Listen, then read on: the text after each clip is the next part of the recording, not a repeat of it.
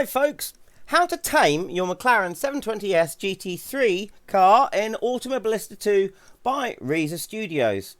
And we're going to use the cunning use of setup adjustments, the Scandinavian flick, and turning the damage off so I can show you what happens when you set certain areas of the setup to extremities. And setting the car up nice and safely for racing. This is in a response to a discussion that was happening on Facebook on the Reza Automobilista 2 forum on Facebook, or page on Facebook, where people were saying they were having problems with the McLaren 20S. This is a problem I think most people are having under braking. They'd be going into a pretty easy corner. They'll be halfway around the corner, but they're braking as they're going in, or just slowing down. The back end breaks traction, steps out and goes into an uncontrollable slide. Now do bear in mind, this is a GT3 car. It's got lots of aero. It's heavily reliant on that, and it's set up for that. So when the traction does, once you break that aero seal, it goes quite quickly, because it's relying on that as well as mechanical grip. And the emphasis on that on the aero is larger. Anyway, so yeah, but with that aside, if you really want to, you can play with the setup enough so you can make your McLaren act like this.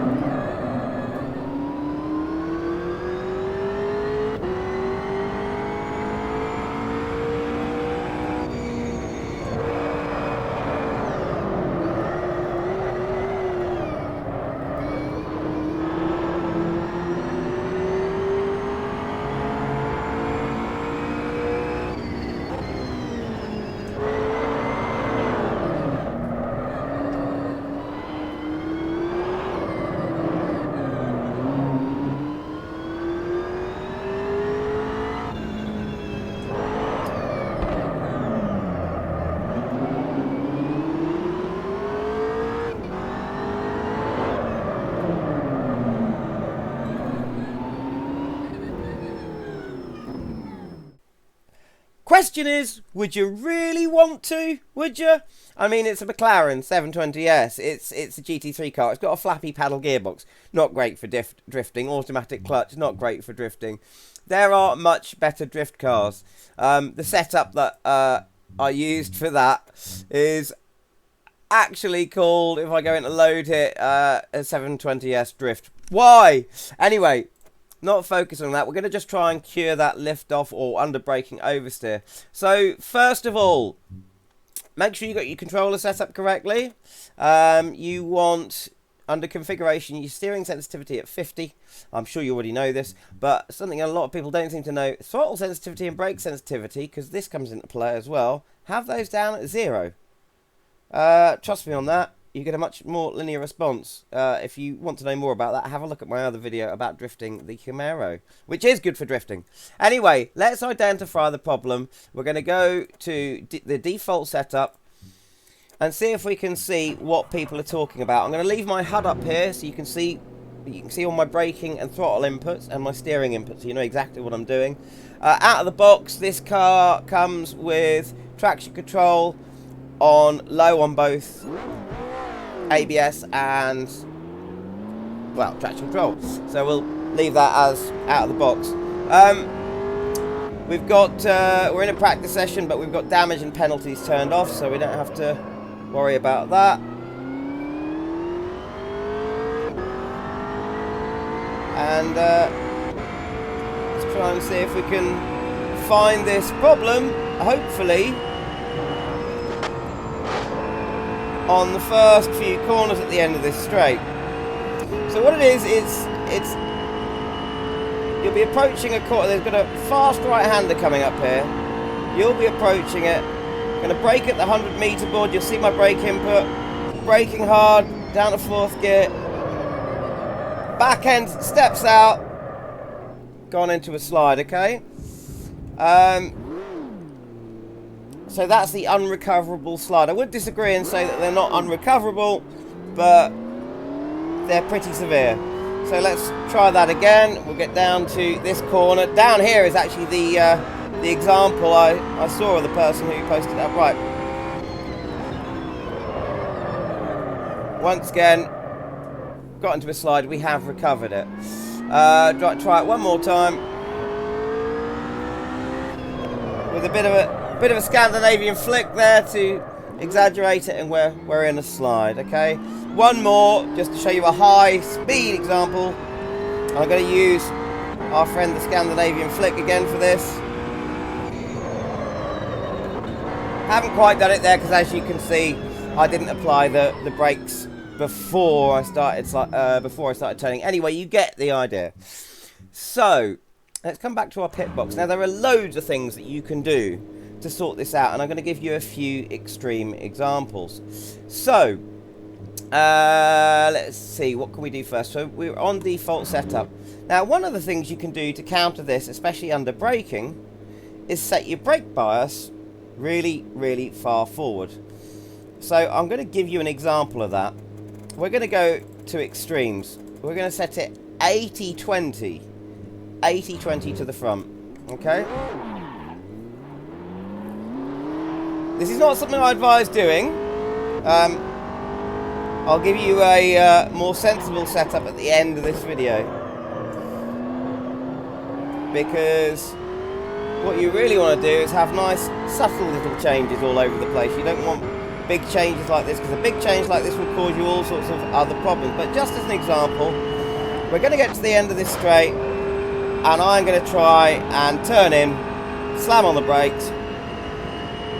I'm going to try not to lock it up, but really brake hard, and see if the back end will break traction. So here we go, 100 meter board, braking now. No, pumping the brakes. She's just gone straight on, because all of that brake force is going at the front wheels. The back end's not going to come round. If I brake really easily here, you know, I'm not locking up, but I've got enough brake force to make the back end come round if I wanted to. If I slam on the brakes, I'm just going to go straight on. So there we go, that's why I've got the damage turned off. That's one way of doing things. But obviously then that eliminates the possibility of you ever wanting to use trail braking, you know, around corners. So let's reset that back to defaults. Now, another thing. You could use an aid, like ABS. And if we just go into the car here, if I press my ABS button, we can see we've got high, we've got off, and we've got low. So that's how strong the ABS is. But you might turn that on high and find that it's still not saving you unless you're braking really, really hard and it's kicking in. So, come back to the pit box, go to your setup, advanced setups, drivetrain. Now this controls how soon the ABS kicks in. So if it detects the slightest bit of slip, it's going to kick in if it's really high. If it's really low, it's not going to kick in until you're really, really locked up. So let's turn up that to 100. Right. Again, I wouldn't advise doing this. It's an extreme example. We'll put our ABS on high. So the strength of the ABS is nice and high. Also, it's going to kick in very early. Let's try around here. Can you hear that noise? That's the ABS kicking in just with that amount of braking. But so let's see what happens when we get to the corner. I'm trying to do this kind of scientifically, you know, use roughly the same speed, same corner every time. There are going to be other examples, but bear with me. So here we go. We're coming up to the corner. We're going to brake at the 100-foot board. Braking hard, down to fourth. And there we go, the ABS has kicked in really strong. The car is literally not letting me lose it round that corner. So that's great. However, it's not going to help you if you're not braking. So if I don't brake here just a little bit before, but come off the brake, Scandinavian flick, with no braking input, I can still get the back end out.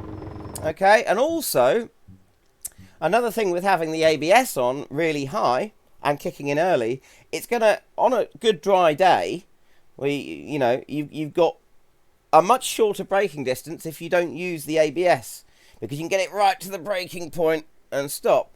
If you turn the ABS on and just slam your foot down, the car skids at all, it's going to kick in really early, and it's going to stop it from slowing down quicker. ABS, though, in the rain, you're always going to be stopping quicker in the rain with ABS, unless you are really good at cadence braking and you've got the fastest foot in the world. Anyway, so there we go. There's another thing that's you can use, but it's not ideal. Right, so return to pit box and reset to defaults.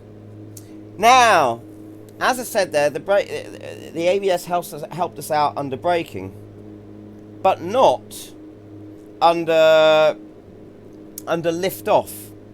So no power oversteer. So I'm going to show you an example of how to tame that. So this is a really easy way of doing it. So we go to our advanced setup. Now this is to do with the differential. Now we're going to add more clutches. The more clutches we've got, the more lock is available for the back wheels to keep them together, but we don't increase the preload, which is how much lock is built in before a lot of speed gets involved. So we're not going to change that, we're just going to change the clutches. And what I'm going to do is now these values here, to lock up the diff more on preload and clutches, you increase the value. To lock up the diff more under power, which is how much the diff locks under when you've got your foot on the throttle, and coast, which is when you've got no foot on the throttle. So these values, to increase them, go down. The lower this value, the more lock. The higher the value, the less lock. So we're going to use an extreme example here. I've ramped up the clutches to help us with this example. We're going to really open up the diff. Right? 89 degrees is as far as it will go. Right? And what we're going to do, we don't even have to go all the way up to that corner that we went to for this. We're going to turn off ABS traction control. Let's just double check that. Yeah, that's off. So we're turning that off for this example. That's not involved. And what we're going to do is we're going to drive down the straight. As soon as we get to the big sign above the main straight there, we're going to start. Well, what we're going to do is we're going to, as soon as we get to the line, we're going to come right off the power, and we're going to swing the car from side to side, try and get as far to each side of the track as we can, whilst the car's slowing down, but there's no brake input, and see what happens to the back end. And what's going to happen is I'm going to lose it and we're going to crash, okay?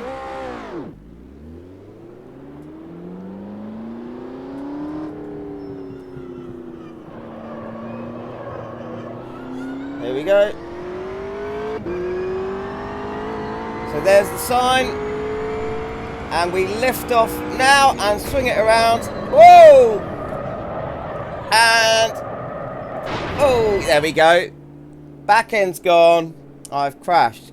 Those back wheels are really open and it's letting it swing around. So, how do we cure that? So here's the other end of the extreme. So back to the pit box. Edit the setup. Come to our diff. And under coast, now we're going to go completely the opposite end of the scale. We're going to lock that up with the lower values as much as possible. At the 25 is as far as we can go with that. Now watch what happens.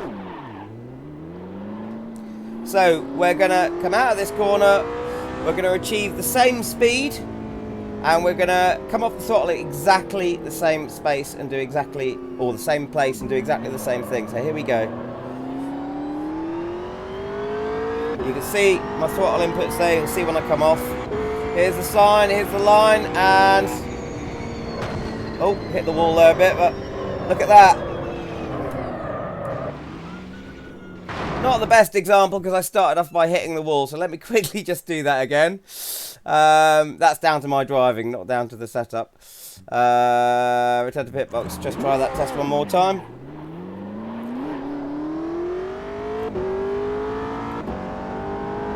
But you can see already, the car wasn't, you know, didn't get such a violent reaction from the back end, apart from me unsettling the whole thing by hitting the wall. Right. Here's the line. Lift off, swing from side to side. Much easier to keep control of because the diff is more locked under coast there and it's keeping the back end more stable. It will help make it more stable under braking as well. So that's another thing you can do. But obviously that's not ideal either because I've got it set up at a real extreme there. And as I said earlier, extremes aren't good. So there are lots of other examples you can do. So I'm just going to go through them without doing loads of tests and show you. One thing you can do, and these are all extremes. So for a start, you can do that with your diff. The other thing you can do is put in a load of preload as much as possible. I'm not going to bother with viscous lock here because I don't know much about it. But that's how much lock is already put into the diff before any inputs happen, preload.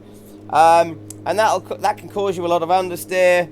It's great in drift cars because if you really overpower the torque, if you've got a really powerful car, then it can actually increase the probability of a slide. But in this example, it's going to help us out on corner entry and exit.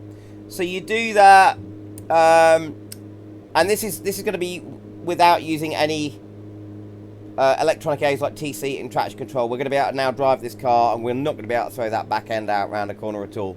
So you can take down your rear suspension, you can take down your rear ride height, which is then going to have an effect on the back wing. So you pop your back wing all the way up, so it's going to give you loads of downforce at high speed. You can play with the cambers. We'll leave them the same for the moment. So we've softened off our back swings. Also the bump stop here. The bump stop, if you take that down a bit, then it stops the suspension getting to a point where it gets really hard at a certain amount of travel. And gives you a bit more sponginess, so that'll help. But obviously, you where it's Spa, and you kind of want bump stops at Spa because it stops the car from bottoming out. But just for the purposes of the example, we'll take all the rear suspension right down. We're going to take the rear anti-bar right off. Anti-roll bar right off. There we go. That's going to make the back end less stiff. I wish we could. We can't play with the gears there. It ain't got a final jar differential. That's a different thing. The other thing you can do is over here. Take your rear tire pressures down. The lower the rear tire pressures, the more grip the back end's got. These are all extreme examples, so don't do this. But you're gonna see what I mean. There was one more thing. Oh yeah, and so let's set that brake bias forward again, but not so extreme this time. So let's just go to 65-35. Right? Remember, we've got no ABS and traction control. Now I'm going to do my damnedest to try and get that back end out under braking and lift off. And it, even without any ABS on, it just ain't going to happen. Not going to make the car handle great, but it's going to completely eliminate that problem. Once again, I've got all of the inputs down here, so you can see exactly when I'm applying throttle, brake when I'm not. So, here we go. I'm going to brake at the 100 metre mark. I'm even going to give it a tiny little flick. And back end, that back end ain't coming out. Okay, give it a little flick there. It's not happening. Right, this is the corner. Just not happening. Okay, let's try and be sensible and keep it in the lines and see if we can do it. No? Right, big corner here, high speed. I'll give it a flick even. It's just not happening, you see?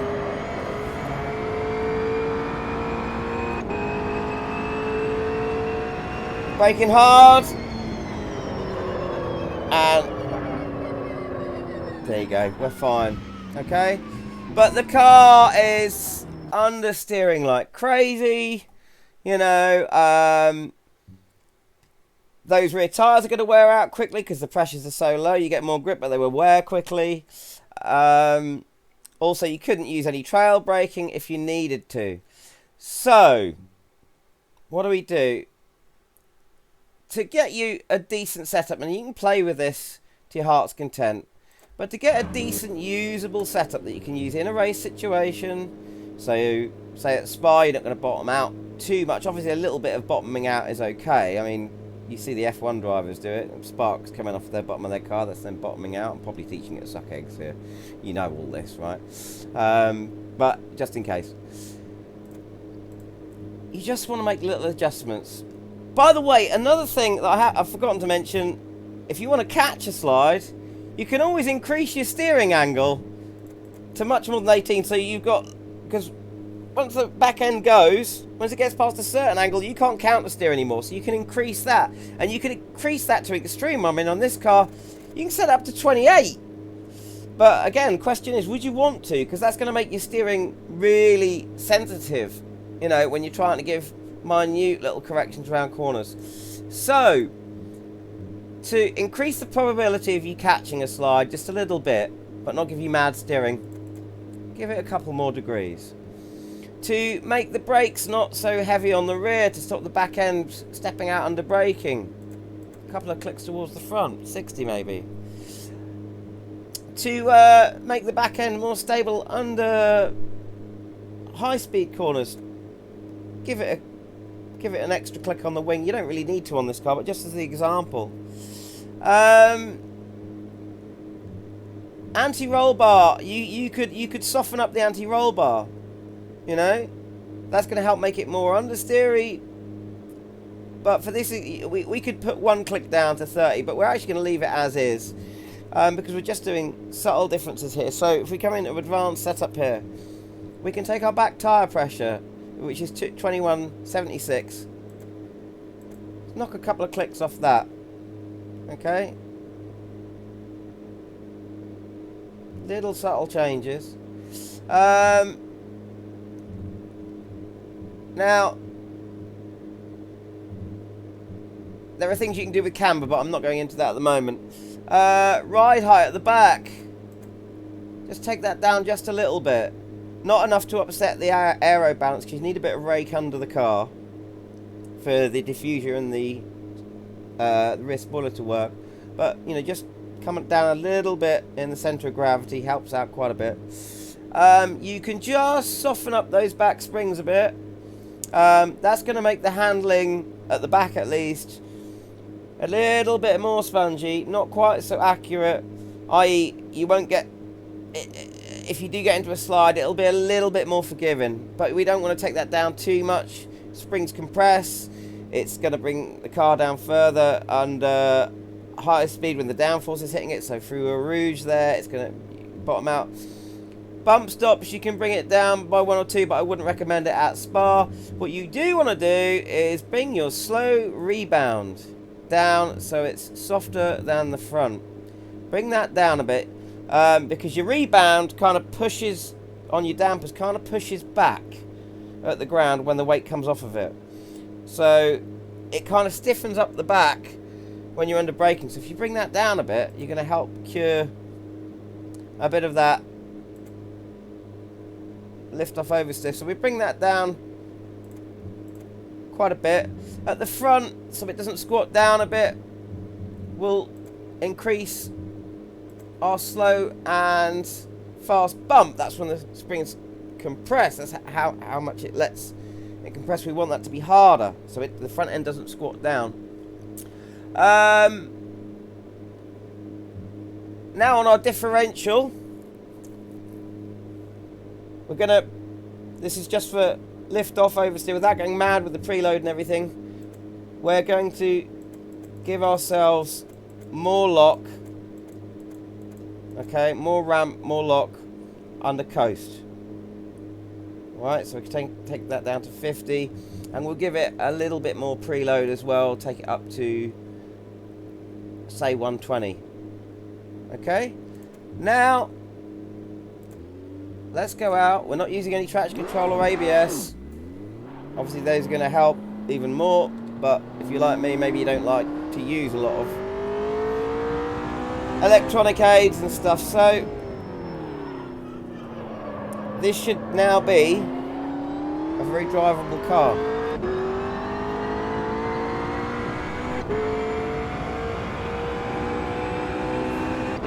Here we come up to Eau Rouge. There you go. You can hear the car bottoming out there. It does anyway with the default setup. You can cure that by raising the ride height, but we've softened and stiffening the suspension, but we've softened it a bit. But a little bit of that isn't too bad. So we're going to brake at the 100-meter board, turn in normally. Okay, there we go. Now the back end is now it's coming around a little bit. The car's not understeering like crazy, but it's not. Just see what happens around this corner. You know, we're getting around there fine, and I didn't even do that corner well. I came in a bit too hot, didn't get the line right. Let's try and speed things up a bit. Try and be a bit more precise. You know, I've still got a little bit of lift off oversteer there when I need it, but it's not unpredictably suddenly happening and the back end of the car is shooting out.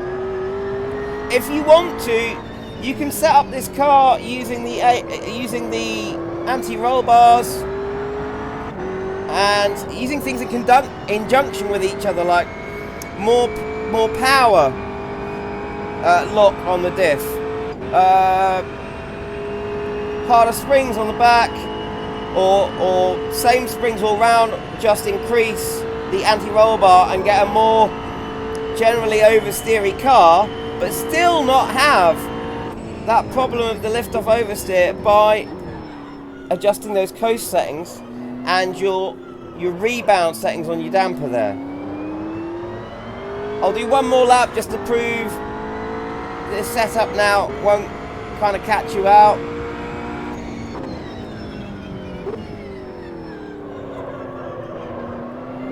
Obviously, I'm no engineer. You know, I have a rough understanding. I have put together a differential, a truck differential once in my life. And I've been sim racing for a long time, but I'm no engineer, so this is just a rough guide. We're through Rouge there just fine. We've got our two tricky corners here. Braking hard, really hard, and there we go, got round just fine. The back end is leaning out a bit. I really needed it there because I come in a bit hot, so that's helped me, but it's not stepping right out. What about this one here? Just fine.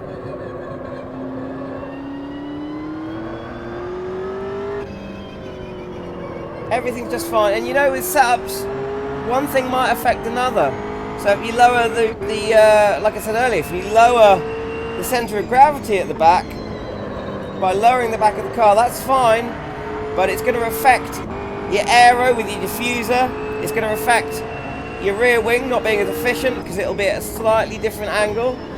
So if you adjust one thing, you might want to adjust the other. Camber settings on your wheels. On certain cars, certain types of suspension assembly induce their own camber. So if you were to have ridiculous rates of camber, so the wheel's not fully contact with the road unless it's cornering, on a car like that, when it's cornering, it's going to be cambering even more, so you could actually worsen the performance of a car like that with loads of camber. On a car like this, you can get away with using more of it. And I could go into detail about what camber does. Basically, more camber, better cornering, less grip on accelerating and braking, and other things as well. But that's a whole other every bit of the setups is a whole subject on their own. This is why I'm not an engineer. It's actually really quite complicated, and that's not even getting into diffs, spools, limited slip differentials, the problems that open diffs used to have. I used to call those cars with muscle cars with open diffs, one wheel spin cars, for a very good reason. Anyway, I hope that helps. I hope that's been useful. Like I said, it's just a rough guide, and I just did this video in response to a Facebook conversation. So I hope that helps. Happy sim racing. Oh, by the way, please subscribe to my channel if you're finding these videos interesting or useful. Really appreciate that. And give us a like or a dislike if you disagree with anything I've said as well, or you got, hang on, Tarmac, I know something about the setup you don't know. Tell me in the comments, as I'm always open to learning more. Cheers, everyone. Happy sim racing.